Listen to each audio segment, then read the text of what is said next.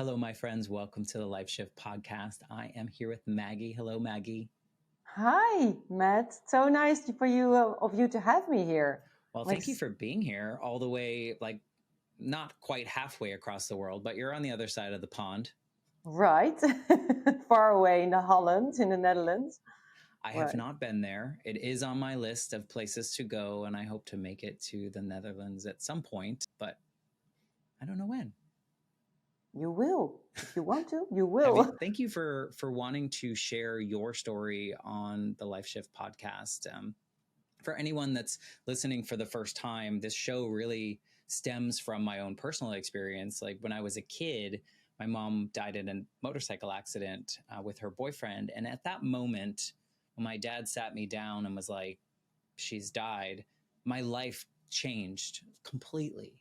Like I had to move states, I had to change schools, I had everything. I had one parent that I didn't normally live with, and all these things changed in my life. And growing up, I didn't have any outlets to share that and talk about that. And always wondered, do other people have like this significant pivotal moment in their life that kind of like flipped things on its head, and then we had to learn from it and grow from it. And so far I've had the opportunity to speak to over 130 people about these seemingly small blips in time that changed everything, like dramatic, super scary, those kind of things. And so that's kind of where this whole show comes from, my own personal experience of just feeling really lost and alone. And all these stories have really just found a place in my heart to help me kind of heal through that. So thank you for being a part of the journey without even sharing your story. It's just such Right. a lovely thing. That's so great. I love to do it. I love to share this story.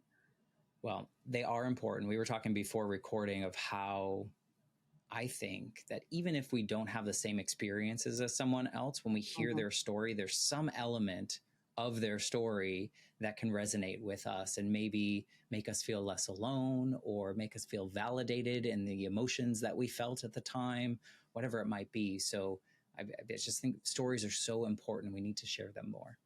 Right. I really believe so too.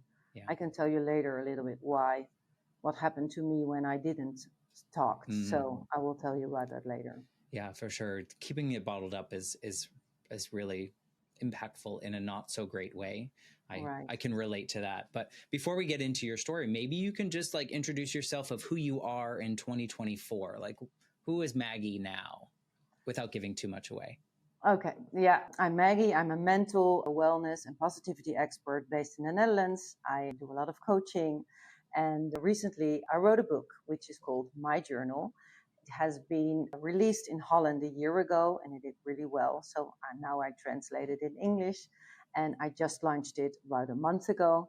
Awesome. And now I've been promoting my book since then, and I just love to share about it because it's a beautiful and great book coming from a great story. So, yeah. So you're an author now too. You didn't say author. You got to add that in your list. Right. I'm an author. Yeah, that's true. And I'm married to Frederick, and we have 3 children, which one of them is still living with us. He's 17. His name is Flynn. And I believe the most important thing to say that I am happy. That's big. I don't know that a lot of people can honestly, with full heart, say that they are happy. Right. So that's why I start with that, because it's an important thing. You will understand why I say that if I will tell you my story. Yeah. So you're saying that it hasn't always been full-hearted, I'm happy. Right. I've been on a long journey, I can tell you. Yeah. And sometimes those harder moments make us realize how we can be truly happy because we know those moments, because we know darker moments. Right. Yeah. I've been through a lot. Yeah. Well, congratulations on your book, before I forget to say that. That's very big. And it's multilingual too now, right? And you have it in 2 languages. How cool. Not a lot of people can say that. Not a lot of authors can say that. And sounds like you had a hand in the translating it as well. Yeah, I have an amazing translating friend, and she did an amazing job, which is I'm very happy. Yeah. Awesome. Well, since we like to center these conversations around pivotal moments in our lives, maybe you can kind of paint the picture of what your life was like leading up to the moment or moments that we're going to center today's conversation around? Yeah, well, I think it started when I grew up in school. I wasn't doing very well, and I didn't understand. I was always looking out of the window, couldn't focus, and people would tease me. The teacher would throw things at my head if I didn't pay attention. Yeah, it was for a joke, of course. But I was different in school. I was very sensitive and I was scared and I wasn't doing very well. And even my father, he would always push me to go to school, even if I didn't want to. So I developed already at a young age to be very scared. And yeah, it was sort of traumatic for me at the time.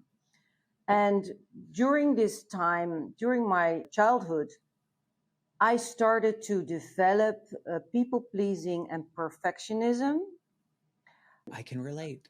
Yeah. So yeah, oh, good. Yeah, then you understand. So, and I had no idea, of course, I was doing that. Right. First I was started to drink. When I was a teen, I was always drunk, and I didn't know what to do, and I was very unhappy. I didn't realize that I was unhappy. That you realize when you get older. So yeah, it was hard growing up, and I think until I met my second husband, I had no idea. I was always working very hard. I was putting the pressure on myself so hard that with every job I had, I ended up home for a few, I was just overworked. I was burned out. And that happened time after time after time. And I Yeah. had no clue. So Did you feel like you were like running away from something, like just keeping yourself so busy that you didn't have to focus in on something? Yeah, well, because I thought I was dumb. I didn't have a very interesting job. I was feeling very insecure and I always thought that I was dumb and I couldn't do anything. People would go to college. I couldn't go to college. So I felt different. Um, so I developed, of course, being, yeah, how you say that, insecure and yeah, feeling lousy all the time. In school, was the challenge just like a different, like a learning, you learn differently, or you just didn't care, or was it focus? What was there, something that was driving that? Yeah, well, now I know I was dyslexic and I had Okay. ADHD. So now I know what that was. And it wasn't probably talked about that much back then either. No, right? nobody knew what it was. And now apparently I can still not say it, but I'm sort of smart. So that was behind it. I had no idea, if you tell yourself that you're dumb, if you really start to believe it, it becomes your own reality, right? Right. Yeah. Well, and if we absorb that what everyone else is like, or what we're either assuming everyone else thinks that we are, and then we, like you said, tell ourselves that story over and over again, it becomes second nature. But also because people didn't know about dyslexia or ADHD as much, they just thought like, oh, this child has no focus or whatever it may be. But really, these are underlying things that people didn't understand. So they just attach, she's not smart, which is probably the farthest thing from the truth. Yeah. But you feel so lousy. You don't want to go to school. And I just wanted to impress people, and I didn't know I was doing that. I just needed the approval. When I had jobs, I just started to work very hard. So everybody would just see, how good I was doing. And I didn't know this, but I was, of course, looking for the compliments. Right. And I was working harder. Yeah, acceptance. And you see, I'm doing a good job. And so getting older, and I met my second husband, and he was so gorgeous and very intelligent and very sweet. So I wanted to impress him. And then it actually started to get worse and worse. I put so much pressure on myself that even when I was cooking for him, I was just putting a lot of salt in the meal, and I would ask him, do you like it? Do you like it? And he said, well, honey, you put a little bit too much salt in the dinner. So that was always very funny. And of course, I had no idea I did that. And then also in that time, we bought a house and I redecorated it. And I just worked so hard on this house. And when it was done, it was really beautiful. And I was always when people came in the house, I was just like waiting for them to give me a Right. The compliment, approval. right? Approval again. I had no idea I was doing that. So Yeah. I would, think about it, and I would sometimes, if they didn't say anything, I would just think, should I ask? Should I ask them for approval? Should I ask what they think? Well, this gives, just a situation, always looking for approval and compliments. And after that, we got our son. Our son Flynn was born, and he was very big, and the labor was very difficult. So I was already tired from all these years working too hard, trying to impress everybody. I was really, really tired. And when he was born, it was so hard, and he didn't sleep because he was very big and he was hungry all the time. So I was really losing it there. And after that, I think after he was 1 year, second husband asked me to marry him. And I said, oh my God, really? Do you want to marry me? I could still not believe, of course, that this gorgeous, great, intelligent man would fall for me. So he asked me to marry him. And I said, you know what? I think we have a little problem. And he said, what do you mean? I said, well, I'm so tired. And I don't know if I can do it being a perfectionist and a people pleaser. I knew the perfectionist, the people pleasing, I didn't even know at that time. And he said, well, you're going to be fine. We're going to get you help. So I did get the help, and I did get the wedding, and it was perfect. Being me, all perfect. People still talk about it. And then afterwards, we had the wedding, and it was perfect. And my father even came, and he was very sick at the time. So after my father, a few months later, my father passed away. And that was, of course, very horrible and terrible. And, as you can imagine, I was in bed for, I think it was 3 months or something. Yeah. And I was feeling so lousy, and I was afraid to share this with people. All that approval that you wanted all this day, how could you possibly tell them that you weren't feeling great? Right. So, and even I did share it to one friend, and she said, she got really mad, and she said, you cannot say this. You cannot say this because look at where you live. Look at your house. Look at your husband. Look at your children. Look at we have all the money. You have 2 cars. Don't you ever say that you're not feeling good. And this moment changed my life. Also, this wasn't the pivotal moment. And I went to bed. I couldn't talk for 3 days, and I didn't talk to my husband. And this when it initiated my depression. And I think about a week later, I just collapsed, and I screamed, and I ran to the bathroom, to upstairs to the bathroom, and I had a nervous breakdown.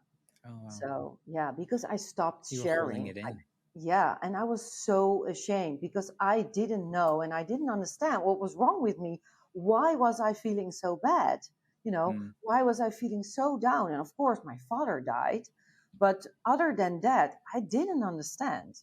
Right. Because you had absorbed all of that your entire life, packing that in.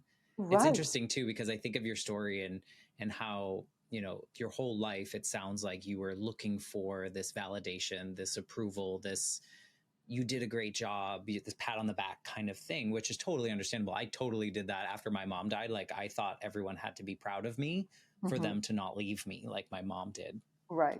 By dying. And because I was young, I didn't really understand what that was like.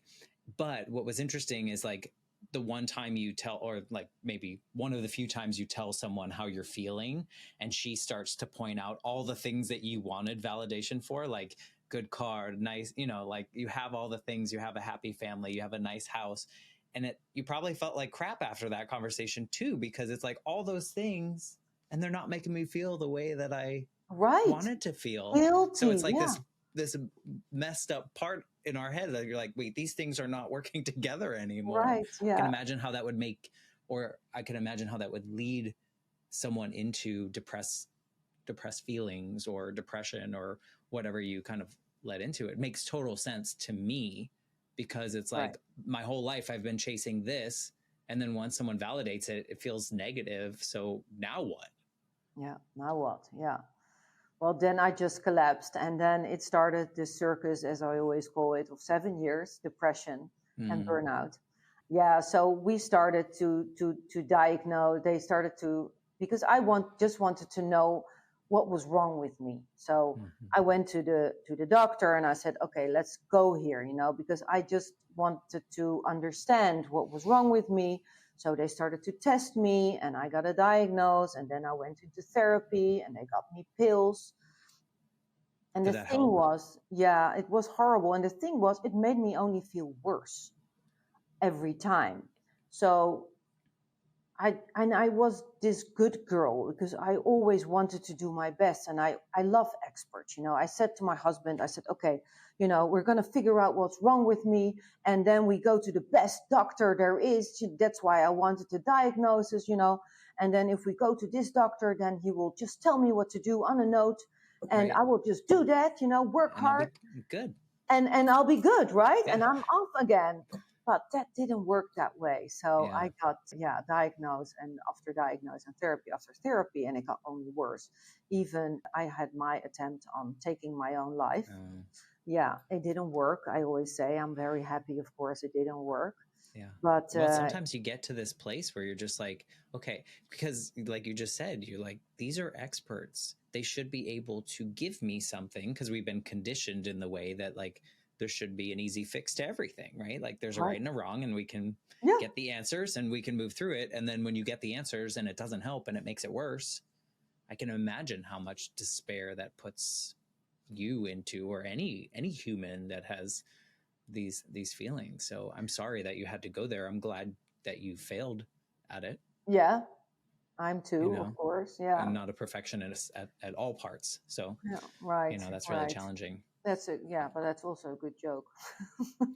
That it wasn't, yeah, I always make a joke, that it didn't work because I'm still here, of course. Yeah.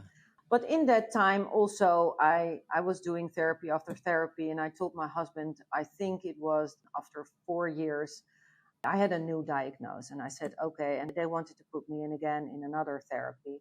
And I was telling him, I said, well, maybe we can talk about euthanasia if this therapy will not Mm, work, because I cannot do it anymore. Because the yeah. pain in your heart when you're depressed, I don't know if anybody's listening, but they will understand. It's so horrible. It's just undoable. Yeah. So, and yeah, he said, okay, let's do that in two. They said it would take 2 years, this last bit. But I didn't get to the 2 years. I ended up in the bathroom floor again in a hysterical attack. And so they didn't know what to do. We didn't know what to do. Nobody knew what to do. So then somebody had a great idea, and she said, why don't you try to get off the medication? And I said, well, I haven't tried that yet. So then they sent me off to India. And I thought, okay, let's go to India. And they were supposed to help me to get off the Okay. medication. Yeah. And arriving in India, I was with this doctor, and I took, like a good girl, I took all my medication and I put it on his desk. And I said, yes, well, it would be great if we can, do something with this, and I can get rid of the medication because maybe it will help me. And then he said, okay, well, we don't need this anymore. And he just shoved all the medication on the side. This is an Ayurvedic treatment therapy. So I'm going to give you all Ayurvedic medicine now, from Mm. now on. And I was like, oh my God, this can't be good. So I went to my room and I was like, where did I end up? And I didn't feel safe from day Oh, one. really? I thought, shoot, what should I do? So I just had made my own plan. I said, okay, I'm going to be here for a month. I'm just going to cut back on the medication, half a pill every week less. You know, don't do this at home. Never do this at home because Yeah. it's dangerous. It was also for me, but I'm still here. So thank God. Yeah. But yeah, so I did that for a month and I felt horrible, of course, because you Mm. cannot walk, you cannot talk. The food was awful. Well, I can talk for hours about India. But anyway, I did that. I did get off the medication. So I went to Sri Lanka. I went to this other island, and I went there also to a therapeutic Ayurvedic center, better than the other one. And also there, I had massages. The one before were so horrible and smelly, all Ayurvedic oils. And this one, it was a little bit better, but they said, we're going to wrap you up with all kinds of fruits and vegetables. And so they did that. They put that all on my face and they wrapped me up with plastic everywhere. I could breathe. And they said, okay, now you have to stay in this for a half hour. So I was, okay, and I was laying there, remember so well. And then all of a sudden, I think it was after 5 minutes, I just got so angry and I started to rip everything off. And I got so angry and I started to cry and I ran to my room like a crazy person. And I called my husband and I said, I can't do it anymore. I'm going to say no, I'm not going to do it anymore. And then this moment was just for the first time, I really said no. Because until that time, I did everything they asked me to. Yeah. Always I said, okay, I'll try. I always was the good girl until that moment. Yeah. And then I think it was after 3 weeks, I stayed there. I went to the breakfast in my white bathrobe. Yeah. And after the breakfast, I felt so good. And I walked to the sea and I was just looking at the sea and I was looking at all the beautiful plants around me. And I started to get tears in my eyes and I was looking at my arms and I got all goosebumps, and I was like, wow, what's going on? It's so beautiful. And I was just looking there and I was just, wow. And this moment, I got so tears in my eyes and I didn't know what was happening. Yeah. I didn't understand. Totally different than anything you've ever experienced. It was like waking up. It was just like, wow. And this moment was just my awakening. I just woke up. And I know now that it was because the medication was leaving my body. And I started to feel again. Yeah. It's interesting too, because I have such a visceral imagination of this moment where you're really constricted by this plastic wrap and it's holding you to a point in which you're kind of busting out of a cocoon, if you will, right. Yes. And kind of finding your voice and finding your space, if you will. I can take up this space. Not I am taking up this space and for all of you people, but I can take up the space that I deserve. And kind of leaning into that. And that's just my mind imagining things. But it sounds like, that was the last thing. It was like, you're holding me down. The medication's holding me down. And now here's this physical manifestation of them wrapping you up to the point where you are totally constricted and you can't move, right? Right. And now you're like, done. This is the last straw. Yeah. It was necessary for me to say no. Yeah. And from this moment on, after this moment on the beach, I was just, wow, I have a voice, like you say, I can say no. Yeah. And now, after many years, I understand a lot about everything that happened. And I look back and I went home and I started to research and read everything there is to know about the brain, about the health, about mental health, about physical health. I just wanted to understand because still I didn't know what was wrong with me. I had all these therapies and I had all these things and I still did not understand what was wrong with me. That came later. So and after researching and coming home, we bought another house. I started to decorate that house again. And when it was done, I was like, wow, I did that, but it was different. You did it for you? Yes, because it was different, because I didn't need the compliments anymore. Yeah. I was so proud of myself. And I think this was the start of me believing in myself, finding my way up after all this misery and all these years, people pleasing, perfectionism. I just believed in myself. And because I got so excited, I also stopped smoking. And I started to feel fit, and healthy, and I started to eat well because quite a difference than the before times. Right, so I was just going up and up and up, And then I just could not believe how much power I had in me. Mm. And even I went on this detox trip, for a week. And after this detox trip, I even felt more fit than ever. I was just, Yeah. how much power do I have in me? It Yeah. Do you was, also look back at all the time that you spent without the power? yeah, right. And you're like, So, now we're and going to make then, up for it. right. But everything started to make sense then. And Hmm. and I wanted to write it down. And my daughter said, why don't you? I was always telling my daughter, maybe you can see it like this, or maybe you can do this. And then she's always said, Mom, I'm not ready for all this stuff. So maybe you can write it down. Mm. And that's actually when it started that I really got the idea from her that I've always wanted to write a book.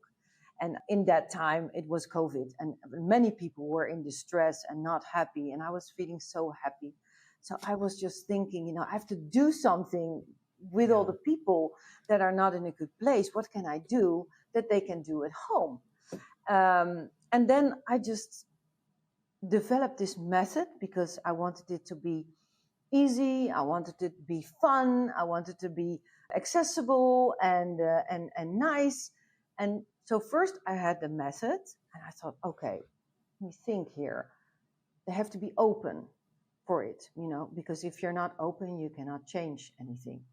Yeah. And then I thought the second was, okay, you have to start to get to know yourself, because I was getting to know myself, and then I started to, everything fall into place. And then the third part was taking care of yourself. And then I finally understood what everybody was telling me all these years. You have to love yourself, girl. Yeah. And I never understood. And then Yeah. also I did that. So It's kind of yeah. funny though, because you probably, like, I think when you were telling your story, like growing up and whatnot, like all those things that you just mentioned, you could probably at those times say, yeah, I was open because I was trying to find the answer. Yeah, Yeah. I thought I knew myself because I was doing all these things to get everyone's approval and all. Like, it's interesting how you can see the same things Right. in a different way, and like Right.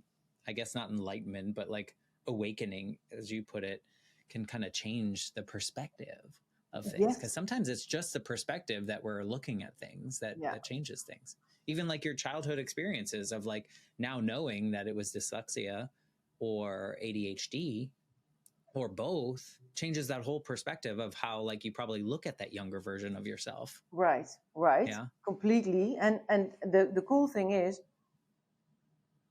that everything started to make sense. Mm, yeah. Was And there any anger in that though? Like in the happiness, was there anger about the past?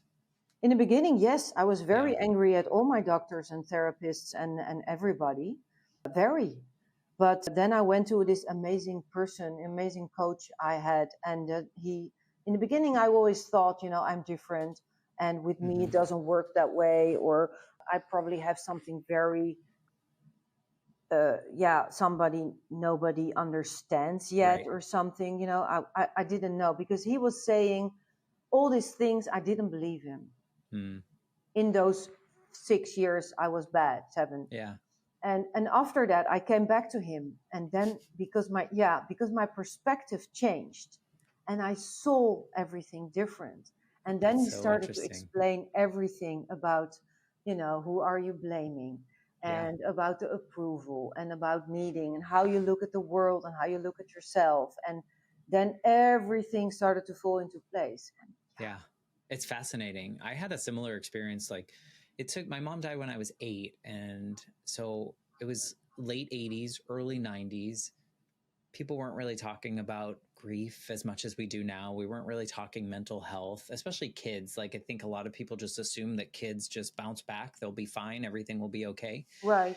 And so the people around me didn't really have the tools to help me. And I absorbed kind of like what you're talking about, this perfectionism. Like, I have to be great because otherwise I'll be alone. And it took me like 20 something years to kind of go through that grieving process of losing my mom. But I had a very similar like moment. I was with a therapist, and she was having me explain things, and I was always just placing blame here and putting, all this stuff. And she's like, you realize that since your mom died, you've been making all of your decisions as that 8-year-old kid who was afraid. And it was like, like you're explaining, like you look at your arm and the goosebumps and you're like, oh. But after that, and the reason I asked that question is after that moment, I was like, kind of like almost mad at myself for not realizing that earlier, and all the years that I had where I could have been living a different life had I put that simple thought together and kind of move through it. But again, hindsight's 2020. But at the same time, I had this like weird anger, even though I felt freer and I felt like things I could move forward. I was still mad. Yeah, I understand. Yeah, it's a pity they don't teach it in schools, right? I really they think might now. I don't know. No, they're not. No, not yet. No, it's hard. And I think that as humans, well, I should say as Americans, I think we skirt around a lot of things that seem to be scary, and death is one of those things. And it's weird because like we're all going to die at some point.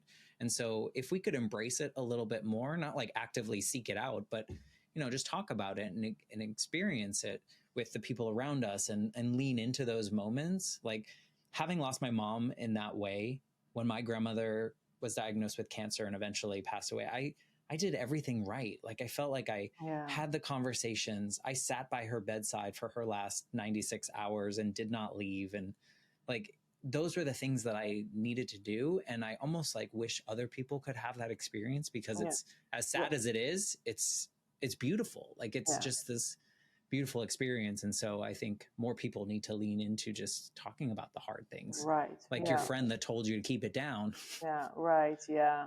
But many people are just very uncomfortable, they're very comfortable and they don't want to get uncomfortable. But isn't that like when you got your most uncomfortable, like physically? Yeah, right. That's when your moment, like really, I just keep going back to that visual because I really feel it like almost like the suffocation, if you will, that you broke out of. Yeah, it's I needed to happen. Yeah. The most uncomfortable made you this version of you. Right. Yeah. My journey. Yeah, it's unbelievable. And I'm so happy, of course, it happened, and I always say, everything happens for a reason. And I just had to go there and I'm, Yeah. Yeah. How did the relationship, like, 'cause it's interesting that like your husband was by your side and supportive of you through all of this. Your children obviously saw you through periods of this, and they see the before, the during, and the after. Like, how are those relationships? Have they changed dramatically? Oh, it's interesting question. And it's unbelievable, of course. My husband stayed with me for all this time. I mean, kudos to him. Like that's hard. And like for men, like if we're being stereotypical, like that's very hard for men to lean into and help. So yeah, right. You got a good one. Yeah, I got a very good one. And even in the end, just when I left for India, I think I set him free. I told him to go. I said, I don't want it anymore, because I cannot do it anymore. That you are also in this with me. So I set him free. But we got back together after 2 months or something. When I came back, all happy, of course. And I was like, oh my God, I almost let him go. Or I did let him go because I wanted to set him free. I wanted him to be happy. But we came back together. So it's amazing. And we are still so much in love. And he's a very special guy. And he's my big inspiration. I learned so much from him. When I was, of course, I was then thinking I was dumb, but I was so impressed with his knowledge and I wanted to learn always. And only, I think 5 years ago, I said it out loud that I thought my whole life I was dumb. He didn't know this. So all the cool and interesting conversations we have been had over the weekends, forever in our relationships that were holding me up because they were so cool and I was learning and growing. But that said, where did I want to go with this? So my husband, unbelievable, great. And the children, my daughter was at the time, I think she was 9 and she was just diagnosed with ADHD just before I had my nervous breakdown. and we had her tested, and she was tested for ADHD, so she got her medication for it. And I started to see in school already, also with her, that she was going down a bit. She was feeling down and not smart. Same, I just saw it Yeah. happening like I had, you know? You saw yourself. Yes. And so she got the medication and she came home. I remember the first day, and she was like, "Oh my God, Mom, I didn't look out of the window one time." I was like, and I was started to cry. I was like, Right. "Oh my God, you know, Yeah. she's not falling in the same misery as where I Yeah. was."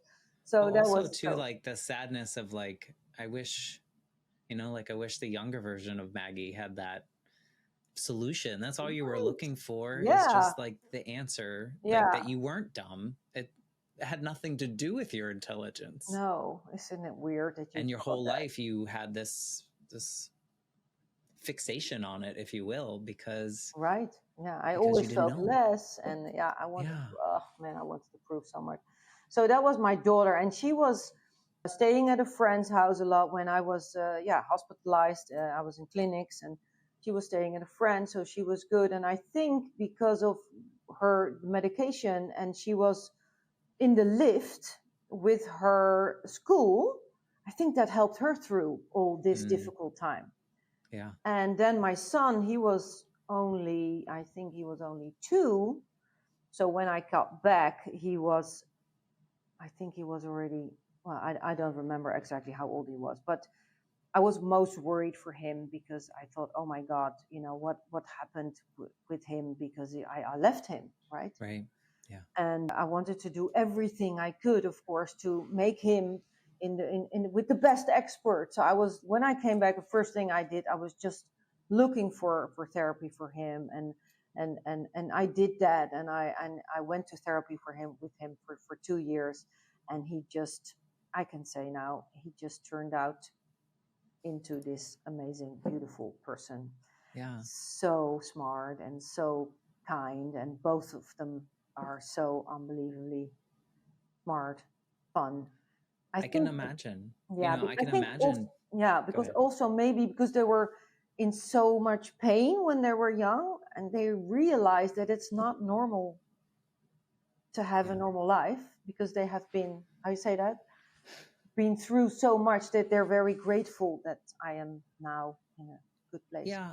But I think there's also probably a level of, I guess we'd have to ask them, of like some kind of inspiration, because you pulled yourself out of a space that was very scary, probably for them, like even scarier than we can imagine as adults, because, you don't realize as much as a kid.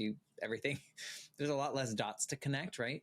And to see someone go from the state that you described yourself as to where you are now, I'm sure there's a huge level of inspiration that you naturally just kind of give to them without trying, because you're seemingly trying to live your best life now. Yeah, right. It's not that you don't have sad days. It's not that you don't get angry. It's not that you don't have all the emotions that humans have. But now it sounds like you're living with like intention, not to impress others, but to make yourself happy. Is that true? Yes, that's it. Yeah, that's my whole book. I wrote the book to become happy. Yeah. You're like, stop trying to impress everyone else, because the only person that matters in the room is you at the end of the day, right? Right. Yeah. Yeah. It's hard to get there though, especially after years of like what you endured in your life. It's hard to like sit and go, oh wow, this is like a whole new life that you're living. You're like 2 different versions of yourself. Right. Absolutely. And now I know, I've read so much about the brain, and I will know all about the thoughts that are holding us back, the limited beliefs. And I'm coaching people with the book, and they get so excited, because it is so, almost easy. If I work with people, they just get it because it's in the book. Because I can tell you what I know now. The key is inside, in everybody, and we're all different, right? And I think a lot of people don't realize this, that if you start to listen to your heart and do the things that are good for you, that you can change your life. But they don't know, they don't understand it. They don't know that this is true. Yeah. I think a lot of that is society. I think that at least my generation was fed a lot of things of like, this is what success looks like. This is what happiness looks like. This is what, so we were always chasing that. And so I think, I don't know, maybe you would notice this in the people that you work with. Do most of the people that you work with, have they hit some kind of wall or some kind of negative space like you did in order to open up and find that key, or not? Like, maybe I'm just doomsday over here. No, I have many different people who come in here with anxiety or with depression, or who would drink a lot, or would, drugs, or, different kinds of people. And because when I was hospitalized in this clinic, I remember so well, I didn't realize that I was in the group with alcoholics, drug addicts, eating disorder people, all these people. And I perfectionism. It's an addiction. A burnout, like I had burnout. But I always loved for experts, as I told you. And I was like, what am I doing in a group with an alcoholic? Why am I not getting somebody who's focused on me, on a burnout? And they didn't even know I had a completely different diagnosis at that time. But I think many people don't realize that they're all grabbing for something because they don't want to feel, right? You're just running. Yeah. Running, and one grabs for alcohol and the other starts to eat. So that's all also with my people here. And everybody comes in here and it's all the same, I bring them to their own heart. And because I got so excited with finding out about myself, what made me happy. And it's not difficult. Right. And if you do the right things. Yeah. And I just think, and maybe this is a negative part of my brain, but I just feel like so many of us would find difficulty finding that key if we didn't have all the hardships that we had beforehand, or all the struggles that we Everything happens for a reason. Yes, you're absolutely right. We need to go there. But I think it would, but it's good. I really believe that. But I think it's, like you said, I wish I knew this thing before. I had the same. So I thought, let's write down the basics.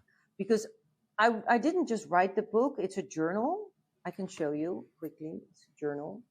And they are writing their own story. Okay. So it's not about me. I'm not even in it.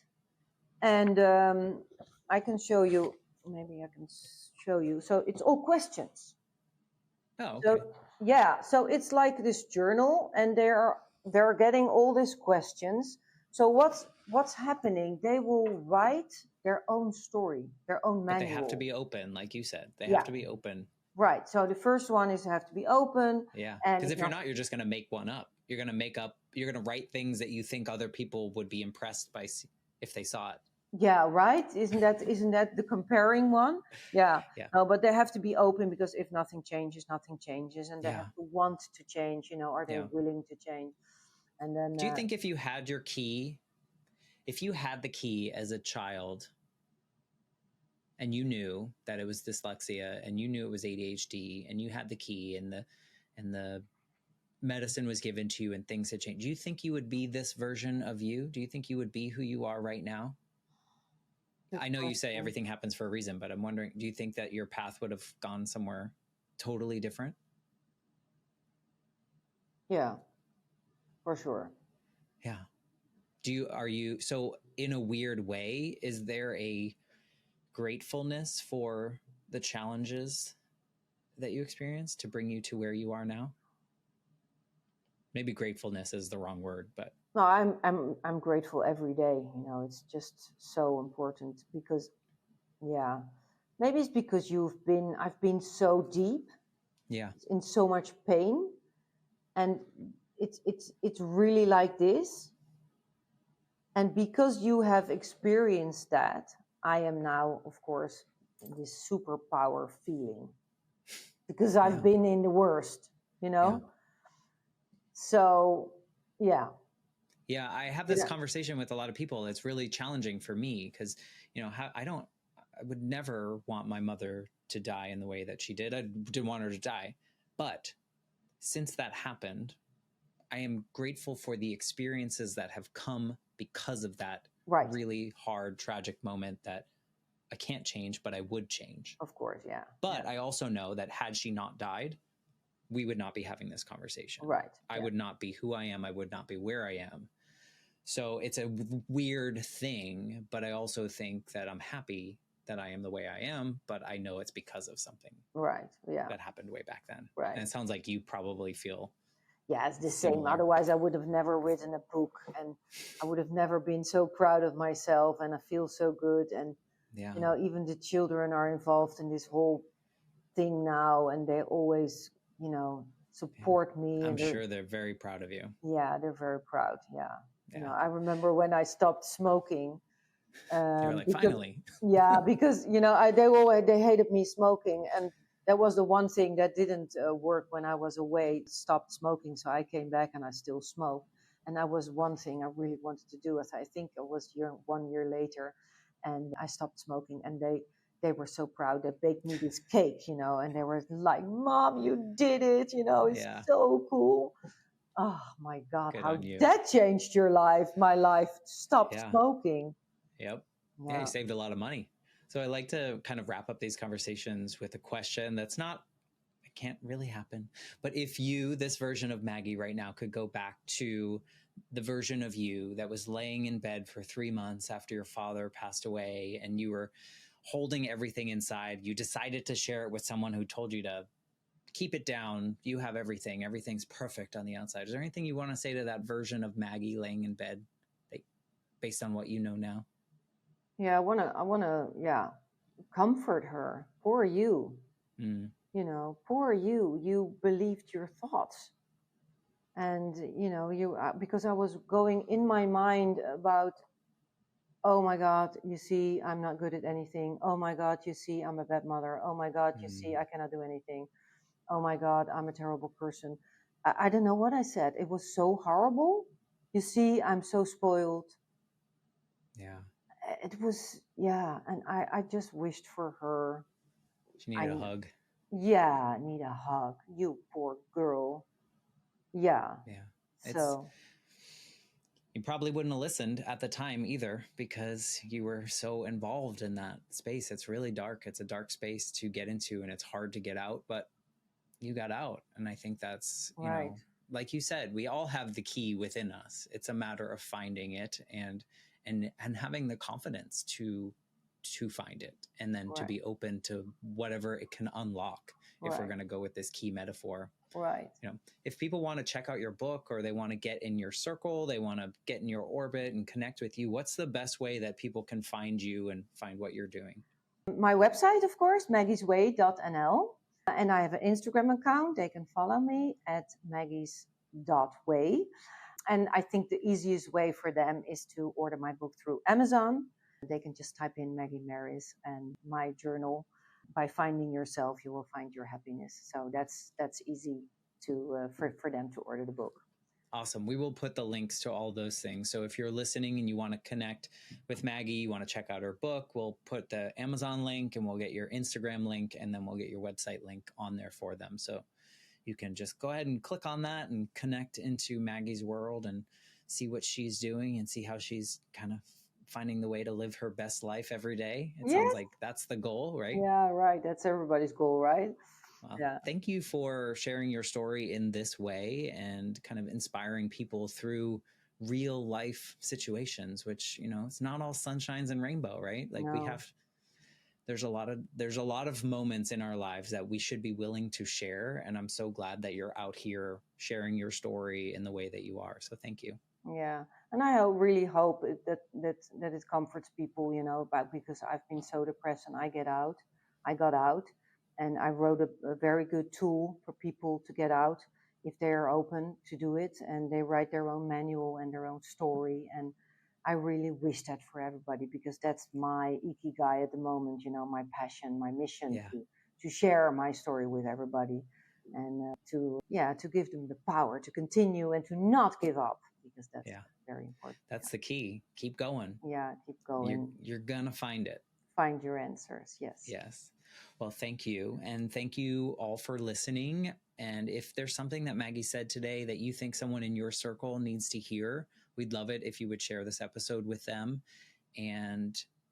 Or maybe if you find something really compelling about what Maggie said and you want to reach out to her, I'm sure she would love to hear from you. Yes. So please do that. The links will be in the show notes.